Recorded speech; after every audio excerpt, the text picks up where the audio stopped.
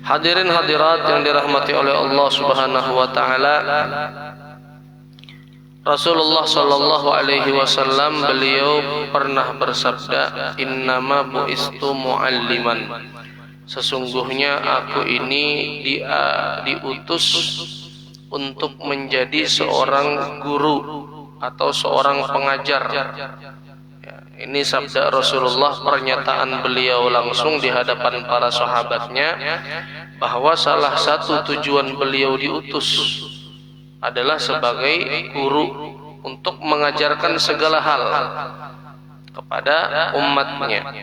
Oleh karenanya tidak jarang para sahabat datang kepada Rasulullah sallallahu alaihi wasallam itu untuk meminta petunjuk, untuk meminta diajarkan sesuatu. Nah, ini pula yang terjadi kepada salah seorang dari kalangan sahabat Nabi, yang kemudian kedatangannya dia kepada Rasulullah ini menjadi sebuah sebab adanya sabda atau sababul wurud, ya, sebab datangnya atau munculnya sebuah sabda Rasulullah sallallahu alaihi wasallam yang begitu penting, yang juga menjadi ajaran bagi kita semua serta harusnya bisa kita jadikan prinsip dalam kehidupan kita, di mana sahabat ini datang kepada Rasulullah lalu beliau meminta. Beliau berkata kepada Rasulullah, "Ya Rasul, ya Rasulullah, dullani ala amalin idza amiltuhu ahabbani Allahu wa ahabbani an-nas." Wahai Rasulullah, tunjukkanlah aku terhadap sebuah amalan. Ini sahabatnya namanya tidak disebutkan memang secara langsung di sini, akan tetapi cara beliau bertanya ini menunjukkan semangat yang kuat untuk beramal, karena dia meminta petunjuk untuk diberikan amalan. Maka tunjukkan aku wahai Rasul amalan yang kalau aku amalkan maka Allah akan cinta kepadaku dan orang-orang pun juga akan cinta kepadaku. Jadi orang ini, sahabat ini ingin dicinta oleh Allah, ingin dicinta, disenangi oleh orang-orang di sekitarnya. Maka Rasulullah sallallahu alaihi wasallam beliau bersabda menjawab pertanyaan atau permintaan dari sahabat tersebut, "Izhad fid dunya yuhibbukallah." Zuhudlah dalam hidup engkau di dunia, maka Allah akan cinta kepadamu. Wazhad fima indan nas, dan zuhudlah terhadap apa yang ada pada manusia. Artinya kau jangan meminta, jangan mengharapkan sesuatu yang ada pada orang lain agar diberikan kepada dirimu. Yuhibbukan nas, maka orang-orang akan cinta kepadamu. Nah, ini Rasulullah sallallahu alaihi wasallam menjawab permintaan sahabat tadi dengan kalimat yang ringkas, pendek aja jawabannya, tapi jawaban tadi mengandung makna yang begitu luas. Ya begitulah Rasulullah sallallahu alaihi wasallam, salah satu mukjizat beliau adalah beliau itu memiliki jawami'ul kalim. Jawami'ul kalim itu artinya ucapan beliau sedikit, tapi makna daripada yang diucapkan, yang terkandung di dalam ucapan yang sedikit tadi, itu maknanya begitu luas. Nah, ini dengan dua kalimat beliau menunjukkan kebaikan dunia akhirat sudah. Izhad fid dunya yuhibbukallah wazhad fi ma indan nas yuhibbukan nas. Orang mau hidup di dunia dan di akhirat, di dunia dicintai oleh orang di sekitarnya, di akhirat pun dicintai oleh Allah Subhanahu wa taala.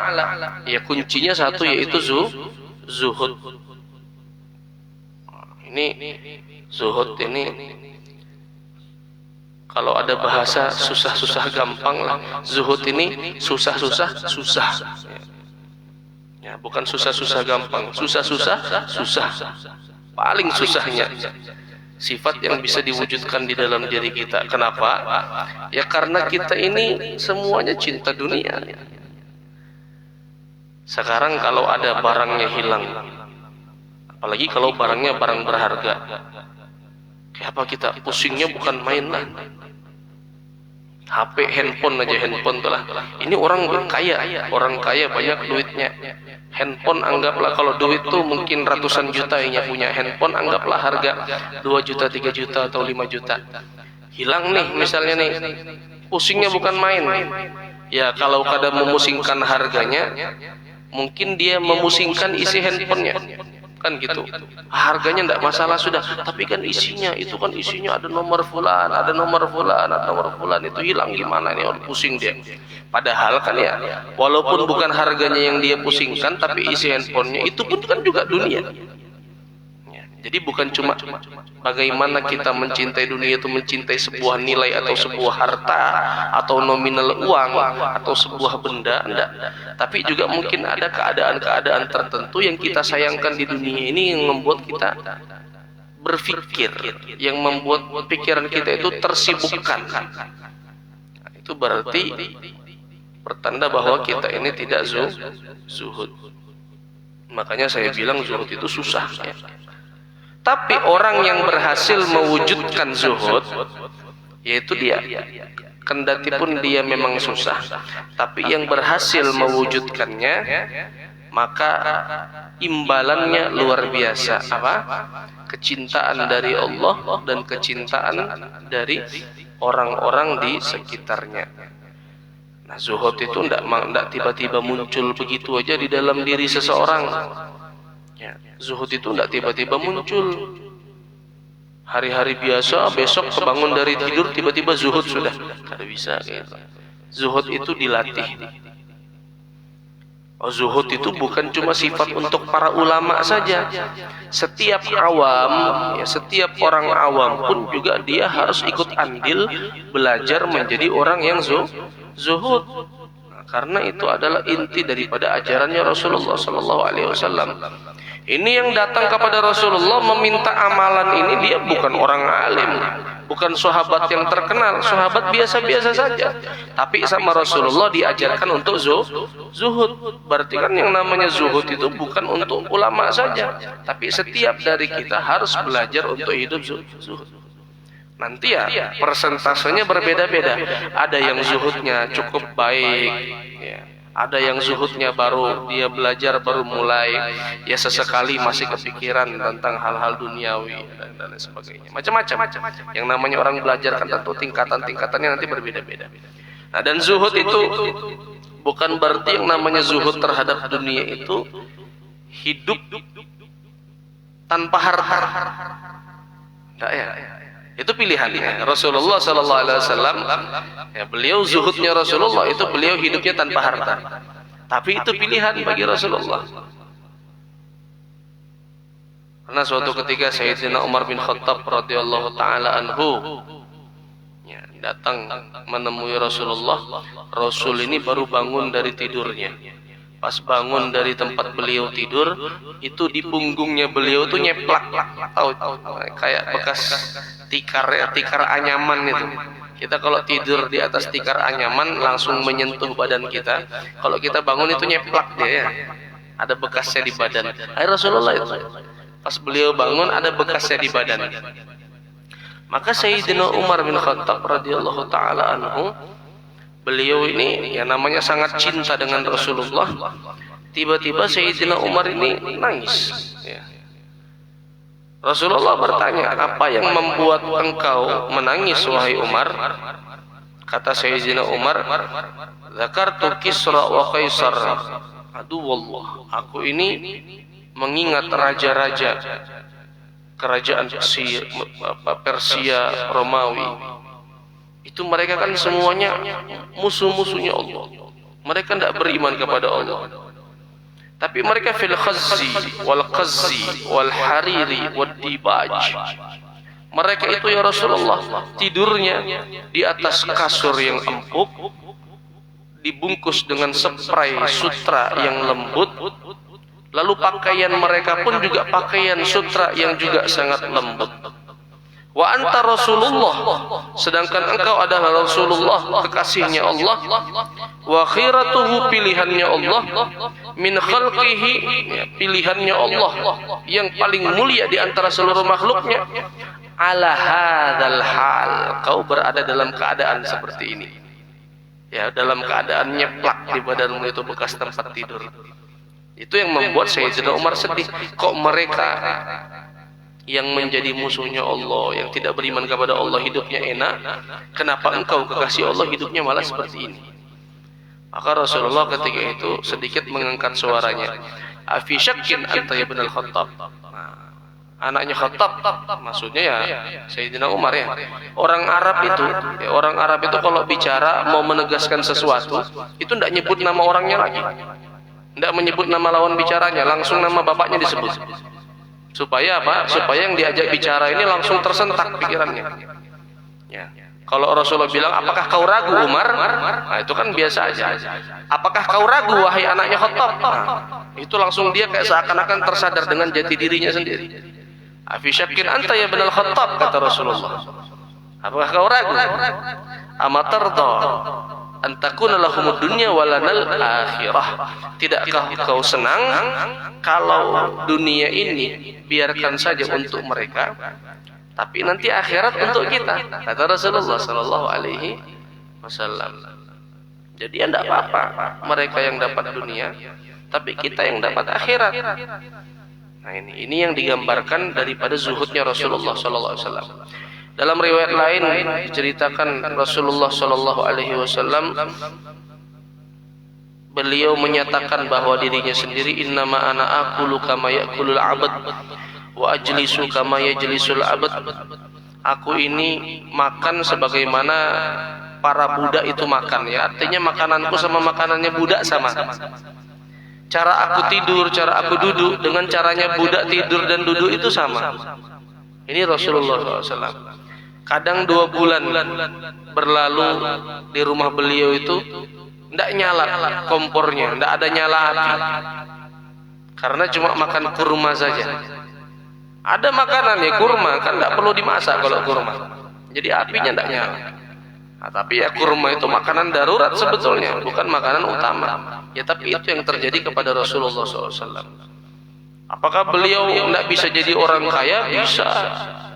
Kalau mau Rasulullah itu dari awal dijadikan orang yang kaya raya, hidup berlimpah, bisa. Tapi dari kecil memang sengaja Allah pilihkan kehidupan yang penuh perjuangan. Bahkan ketika sudah menjadi Nabi dan Rasul pun, ketika ditawarkan malaikat Jibril, maukah engkau aku rubahkan gunung ini jadi emas? Kata Rasulullah, tidak mau. Aku lebih senang kalau sehari lapar, sehari kenyang. Ini Rasulullah SAW. Lalu sebagian mustasyrikin itu orang-orang yang suka merendahkan Islam. Mereka menyebut, oh lihat ini Nabi kok miskin ya, Nabi kok begini.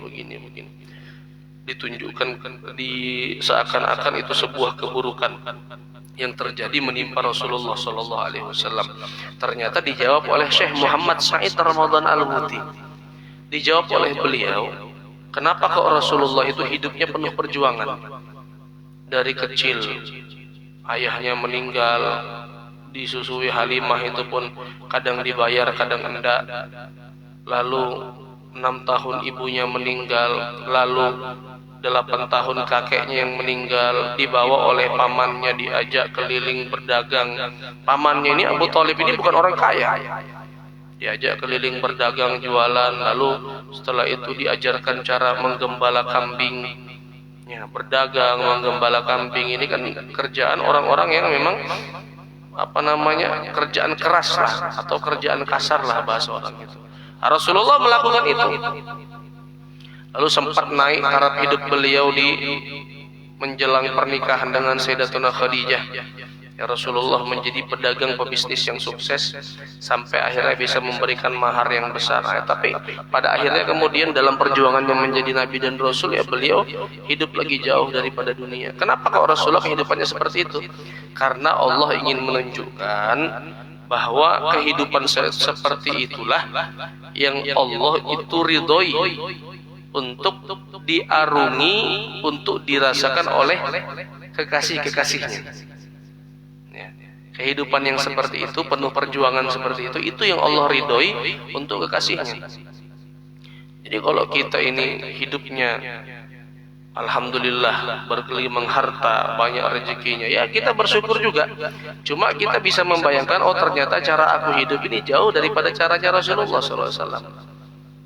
Nah, tapi kalau kita lihat ulama-ulama, banyak ulama-ulama itu ya, terutama di perkampungan dan lain sebagainya, ya hidupnya pas-pasan. Nah, kalau untuk dakwahnya, mereka tinggikan. Ada kemarin itu viral video. Nah, kita biasa kalau di internet itu suka lihat namanya Gus Baha ya. Gus Bahauddin itu di mana, Jawa Timur atau Jawa Tengah beliau itu? Ya, Jawa Timur ya. Nah, itu pas disorot rumah beliau, rumahnya masya Allah biasa. Pas disorot gedung pesantrennya beliau, gedung pesantrennya megah, megahnya luar biasa. Tapi pas rumahnya kayak rumah gubuk biasa. Nah, itu artinya yang seperti beliau ini memilih hidup zuhud. Itu contohnya. Di zaman sekarang ya ada. Di zaman dulu banyak. Di zaman dulu luar biasa. Seperti contohnya saja, ada Habib Hussein bin Abdullah Al-Idrus, ada Habib Abu Bakar Adni bin Abdullah Al-Idrus. Kalau yang Habib Hussein ini contoh ulama zuhud tapi hidupnya pas-pasan. Kalau Habib Abu Bakar Adni Al-Idrus itu contoh hidup zuhud tapi orang kaya.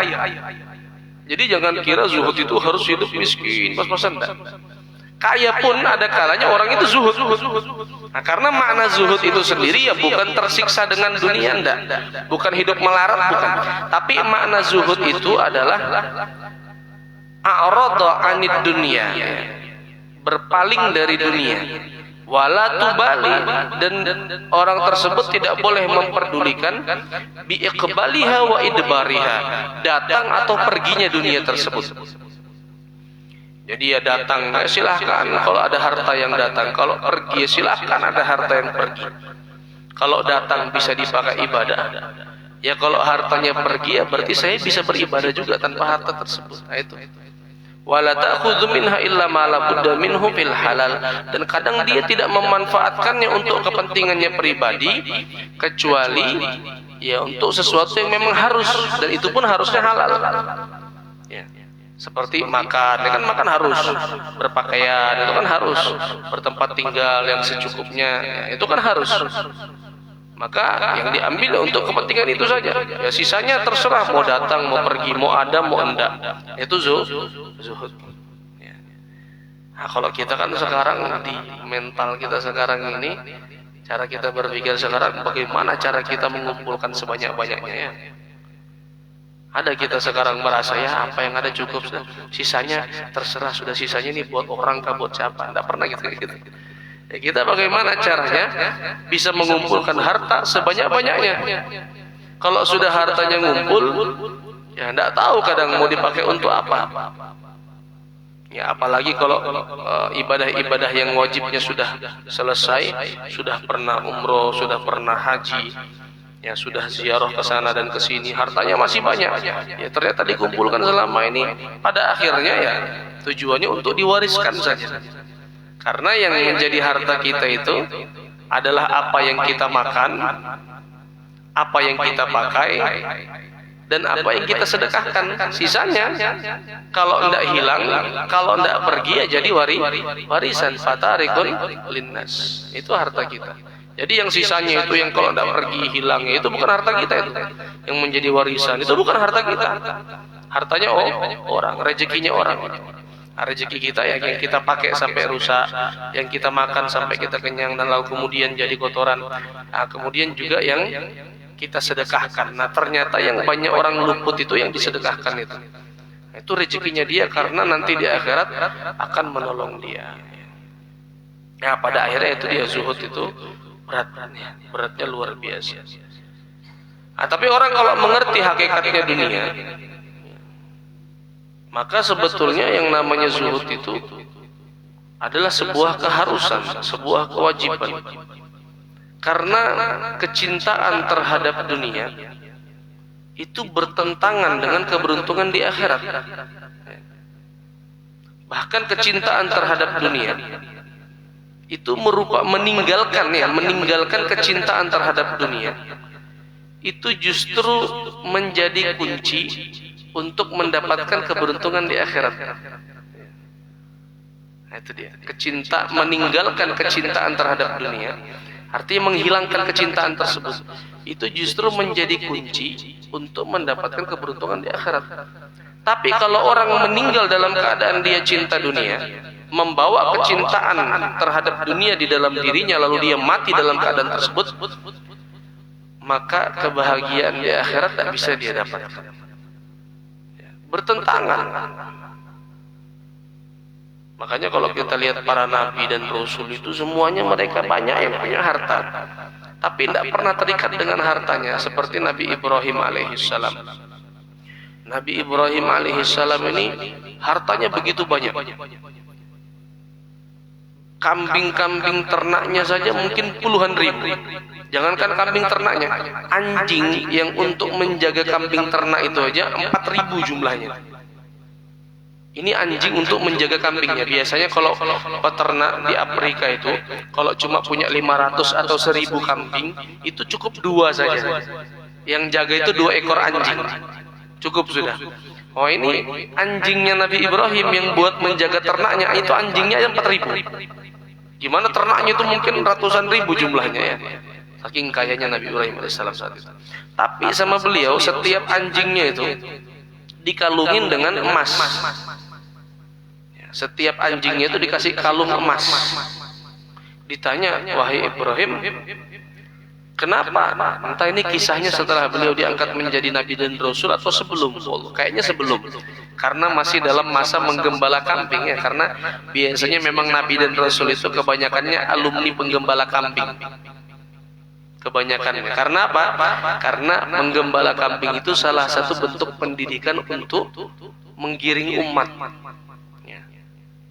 Salah satu bentuk pendidikan mental untuk menjaga umat itu. Tapi biasanya ngurus kambing lebih mudah daripada ngurus umat.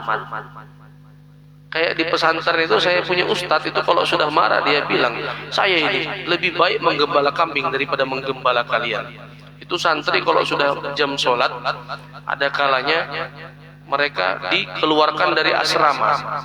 Asramanya bertingkat, dikeluarkan dari lantai 1 lari ke lantai 2. Dikejar ke lantai 2 lari ke lantai 3. Didatangi lantai 3 lari lagi ke lantai 1. Ya, padahal mau diarahkan ke masjid. Jadi kadang ustaz saya itu marah, kalian ini, saya mau mengarahkan kalian ke masjid, tapi kalian malah lari-lari. Kalau kambing, seandainya kalian ini kambing, mungkin dari awal sudah langsung ke masjid. Nah, jadi kadang mengarahkan kambing itu lebih mudah daripada mengarahkan orang. Ya. Nah, makanya nabi-nabi itu biasanya alumni menggembala kambing, karena ya dimulai dari yang mudah dulu, sebelum menggiring umat.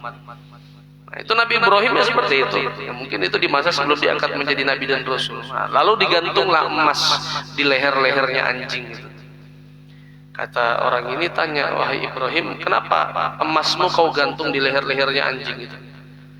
Kata Nabi Ibrahim, ini dunia ini adalah bangkai. Ad-dunya jifah. Dunia adalah bangkai. Tulabuha kilab. Yang mengejar dunia sampai mati itu, yang mengejar dunia mati-matian itu adalah anjing. Maka sekarang duniaku ini aku serahkan kepada yang mengejarnya. Ya. Jadi dunianya beliau itu yang berupa harta yang sangat banyak itu, ya diserahkan kepada anjing, digantung di lehernya anjing. Nah, itu Nabi Ibrahim alaihi salam. Cuma pian jangan menggantung emas pian di leher anjing lah. Karena ulun yang menangkap anjingnya itu. Ya. Zaman sekarang gak ada bisa. Nah, tapi itu gambaran bagaimana bahwa para nabi dan rasul itu mengerti hakikatnya dunia. Mereka mengerti. Ya kita ini kadang mengerti. Kita ini kan mata kita tertutup hijab. Cuma kan apa salahnya dengan mendengar hal-hal seperti ini? Ya kita mengurangilah kecintaan terhadap dunia itu.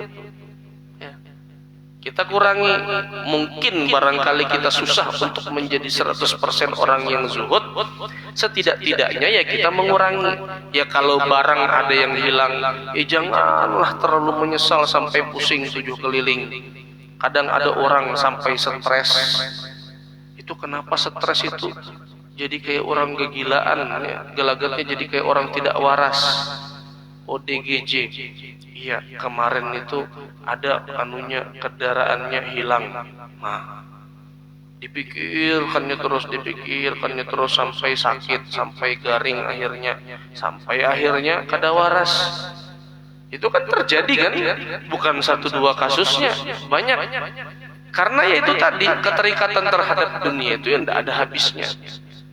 Justru merusak mental kita kalau toh ternyata terjadi cobaan berkaitan dengan hal-hal duniawi. Nah itu dia.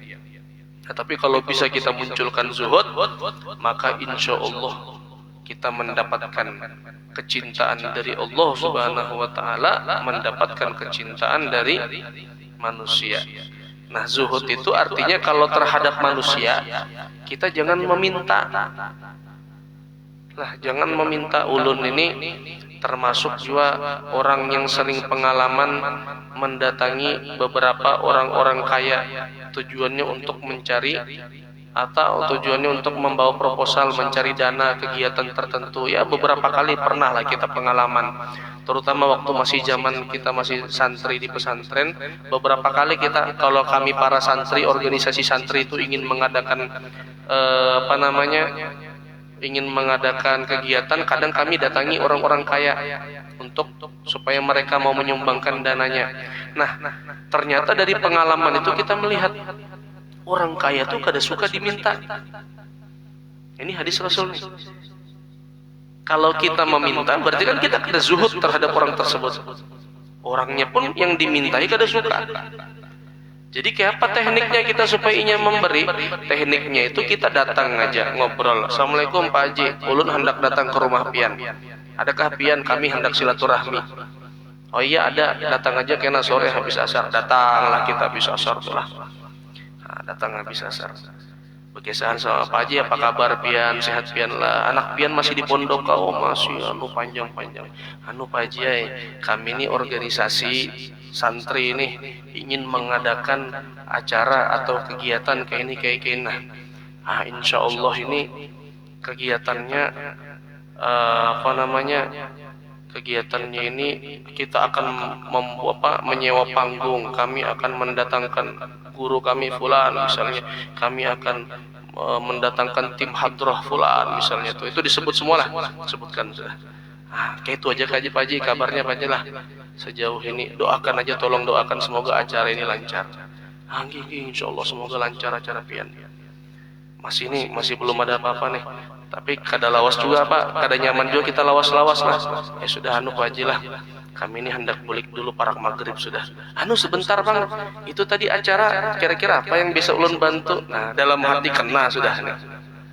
Nah, iya Pak Haji, kalau pian hendak membantu nih, nah ini kami ada proposal. Pian lihat aja.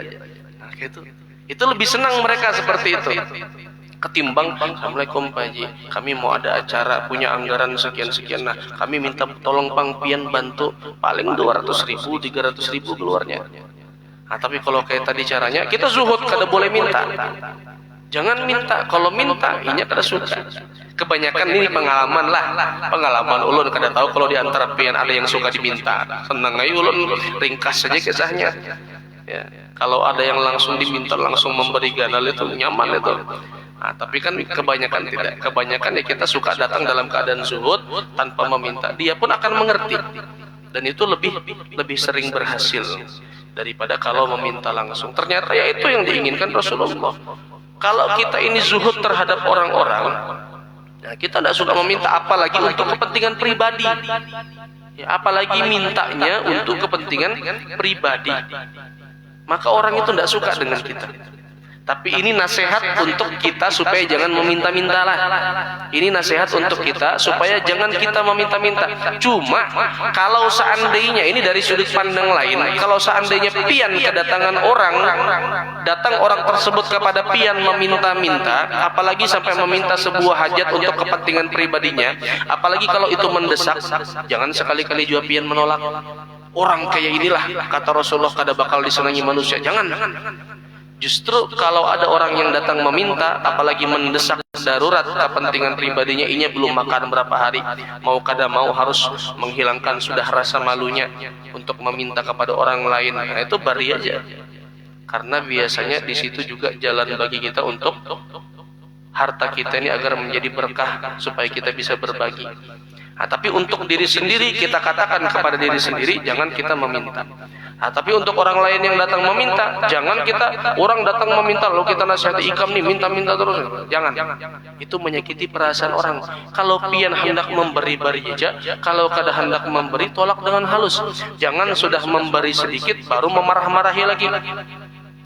Ujar apa firman Allah Subhanahu wa taala, ya ayyuhalladzina amanu la tubtilu shadaqatikum bil manni wal adha kalladzi yunfiqu marahu ria'an nasi wa la yu'minu billahi wal yawmil akhir famathaluhu kamathali safwanin 'alaihi turabun fa asabahu wabilun fatarakahu salda la yaqdiruna 'ala syai'in mimma kasabu. Jangan kalau kita bersedekah itu kita membatalkan pahala pemberian kita dengan cara mengungkit-ungkit atau dengan cara menyakiti perasaan orang yang menerima. Beri sedikit baru kita marahi, kita mamai, ikam nih lah minta-minta terus, kada malu kan nanti kuitan nih kamu kasihan. Nah, sakit perasaannya, sakit hati dia, dikasih tapi dimarahi. Itu membatalkan pahala daripada apa yang kita berikan. Kada boleh. Jadi bukan cuma riya aja, ya, bukan cuma riya yang membatalkan pahala pemberian, tapi juga dengan memarah-marahi, menyakiti perasaan orang yang diberi, itu juga bisa membatalkan pahala dari apa yang kita berikan. Nah, jadi pada akhirnya ya, untuk diri sendiri kita latih untuk zuhud, tapi untuk orang lain ya kita harus royal, harus dermawan, memiliki sifat al-jud, ya, berbagi. Jangan orang datang meminta lalu kita bilang zuhudlah ikam, jangan sampai minta-minta, itu salah. Bukan pada tempatnya menasihati seperti itu. Nah, kemudian itu terhadap manusia. Nah, sedangkan kepada Allah Subhanahu wa taala kalau kita zuhud di dunia, maka artinya kita ini hamba yang mengerti dengan janji Allah Subhanahu wa taala. Ya. Kita mengerti dengan janji Allah Subhanahu wa taala sebagaimana yang dikatakan oleh Imam Ar-Razi, seandainya saja dunia ini adalah berlian yang akan lenyap. Berlian itu kan berharga. Mutiara, berlian, perhiasan-perhiasan yang berharga. Dunia ini adalah perhiasan berharga yang akan lenyap.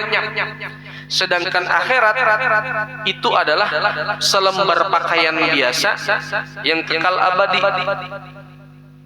Dunia perhiasan mahal tapi akan lenyap. Akhirat pakaian biasa tapi kekal abadi. Maka sudah selayaknya orang yang berakal itu memilih yang kekal abadi daripada kenikmatan besar tapi akan lenyap, sudah pasti lenyap. Nah, itu ujar Imam Razi. Nah, sedangkan kenyataannya yang terjadi antara dunia dan akhirat itu kebalikannya. Dunia itu bukanlah perhiasan yang akan lenyap, tapi dunia itu cuma sehelai pakaian yang akan lenyap. Dan akhirat itu adalah perhiasan mahal yang kekal abadi. Kenyataannya justru sebaliknya. Nah, jadi kalau kita berakal itu ya dahulukan, pilih yang kekal abadi, kenikmatan yang sekiranya akan bertahan lama. Pian disuruh nukar barang, handphone. Ini handphone ini harganya 1 juta, tapi tahan cuma 2 tahun. Nah, handphone ini harganya 3 juta, harganya memang 3 kali lipat lebih mahal. Cuma ini bertahan selama-lamanya, kada mungkin rusak. Biar pian banting, biar pian. Nah, duit ada 3 juta cukup menukar. Kira-kira kayak apa? Pian nukar yang harga 1 juta tapi cuma tahan 3 tahun aja, atau pian nukar yang 3 juta tapi tahan selamanya. Nukar yang 3 juta tahan selamanya, sekali keluar duit. Nah, ini 3 tahun rusak, benukar lagi. 3 tahun rusak, nukar lagi. 9 tahun habis 2-3 juta. Tapi masih harus nukar lagi. Kan logika akalnya seperti itu. Begitu juga dengan dunia. Kenikmatan dunia ada, tapi habis, fana, dia akan hilang. Harta kita kumpulkan banyak, nikmat luar biasa menggunakan harta, ya tapi kita tinggal mati juga. Nah di akhirat nanti itu ada istilah meninggalkan mati. Di akhirat itu kita diberikan kehidupan, kekal abadi. Cuman istilah kekal abadinya kayak apa kada tahu. Yang jelas kada ada istilah mati di akhirat itu. Jadi nanti ada pilihannya antara surga atau neraka. Nah sekarang ikam pilih mana? Yang Allah janjikan bagi orang yang zuhud di dunia, maka dia akan mendapatkan surga.